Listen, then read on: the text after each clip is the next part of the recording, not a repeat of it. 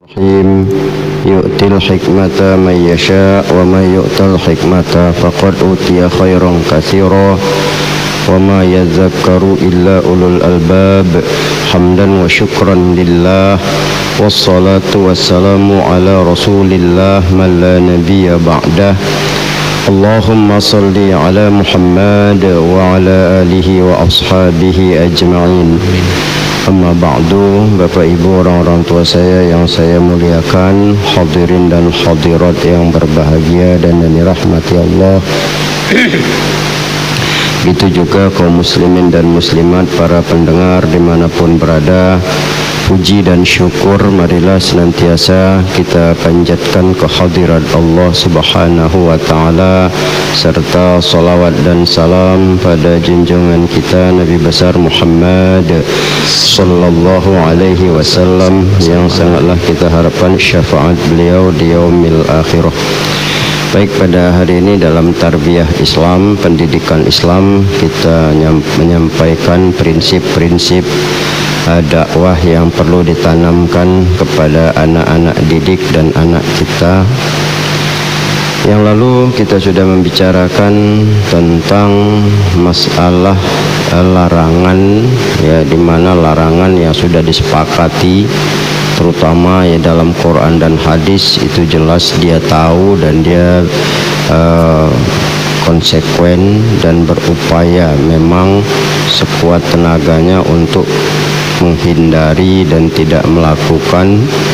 Tentunya tinggal bagaimana kita bisa memberikan rambu-rambu tersebut agar dapat dipahaminya. Baik, kita lanjutkan. Berikutnya adalah prinsip dakwah itu, yakni bertahap di dalam merubah tingkah laku. Artinya bahwa di dalam Islam ini merubah tingkah laku yang salah itu untuk langsung secara kita bilang drastis, ini kan taklah mudah. Ya, paling tidak ada tahapan yang perlu dipahami. Ya, pertama tentu menasehati, ya, dikasih tahu dengan baik, dengan lembut, bahwa hal-hal tersebut adalah yang dilarang dan punya risiko, ada nilai negatif dampaknya ke depan, dan kita bisa saja menunjukkan atau bercerita tentang akibat-akibat yang timbul dari melanggar larangan tersebut. Tentu ketika itu sudah disampaikan, nasihat juga tidak ditanggapi dan didengar, ya tentu ada sedikit lebih keras dia, ya, di dalam bersikap dalam menyampaikan larangan itu. Nah, ketika ini juga tidak, maka mau tidak mau, ya, kita akan berbuat mencegah dengan tangan. Ini yang harus. Jadi para pendidik itu terhadap anak-anak ya begitu, ya. Jadi tidak bisa dia dibiarkan diberi kelonggaran. Karena kalau sudah terbiasa nanti ini susah, ya, itu sangat susah nanti merubahnya. Makanya kita kadang, apalagi sekarang ini udah pening kepala kita, repot kita. Kenapa? Ya payah kali dirubah, payah kali diatur, payah kali, keras kali kepalanya. Sebetulnya karena pembiaran itu, ya, pembiaran yang terus menerus bahkan menahun. Ya, apa bedanya kalau kita sakit masih gejalanya tidak diselesaikan?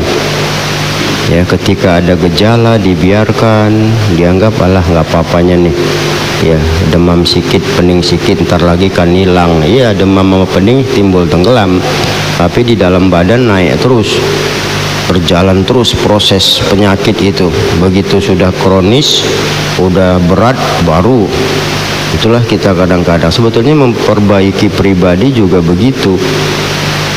Jangan dibiarkan karena ini penyakit.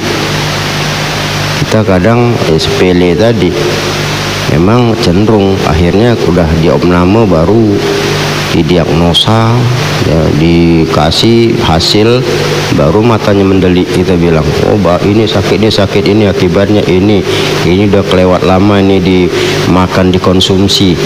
Nah, sebetulnya kalau kita kaitkan kepada sikap pribadi ya juga tidak ada salahnya kita bilang seperti itu. Jadi makanya anak sedini mungkin sebelum berlarut-larut melakukan kesalahan itu perlu. Hanya saja kan digambarkan yu'til hikmata mayyasha. Ya, Allah memberikan hikmah sama siapa yang Dia kehendaki. Ya, maka itu ada istilah satu nilai di dunia pendidikan, ya, ketika kita melihat gejala yang ada, kita masuk ke dunia dia sebentar untuk mengetahui. Selesai kita masuk, ya, maka kita pun menarik dia. Ya, artinya ketika anak-anak ada mau disuruh sesuatu, mau kita ajak dia berbuat kebaikan, ya, seperti kadang ada anak itu, ya, sore-sore misalnya kita mengajak dia mandi, dia masih main-main. Nah, ketika dia main-main, ini kan dipaksa supaya berhenti. Ini kan payah kalau anak nggak biasa. Tapi kalau anak yang taat udah tahu dia, alhamdulillah. Nah, jadi istilah pendidikan itu kita masuk ke dunia dia. Kita ikut nimbrung main.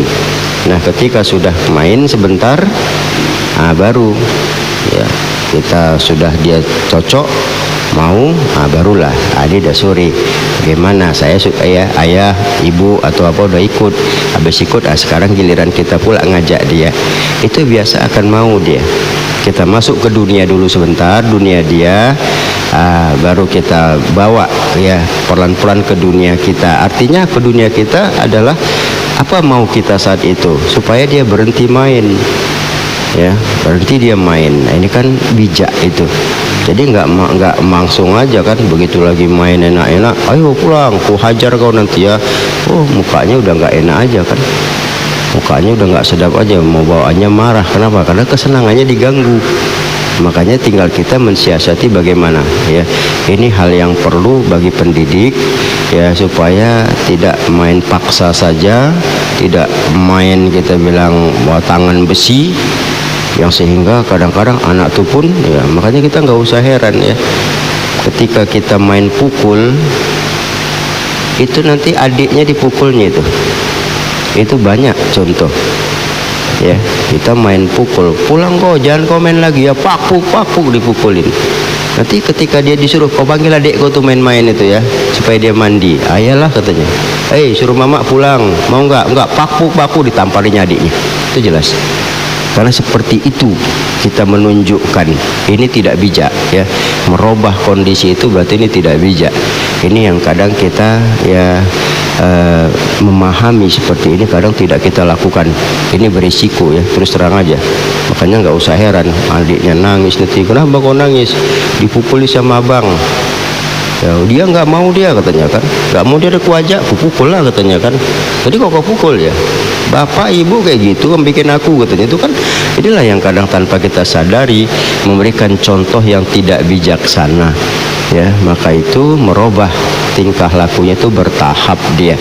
Kita harus bisa lebih paham, ya, perlahan. Ketika kita sudah masuk ke dunianya, baru kita tarik dia ke dunia kita. Artinya ketika kita mau menghentikan main-mainnya, ya tidak ada salahnya, ya, kita itu ikut nimbrung sebentar.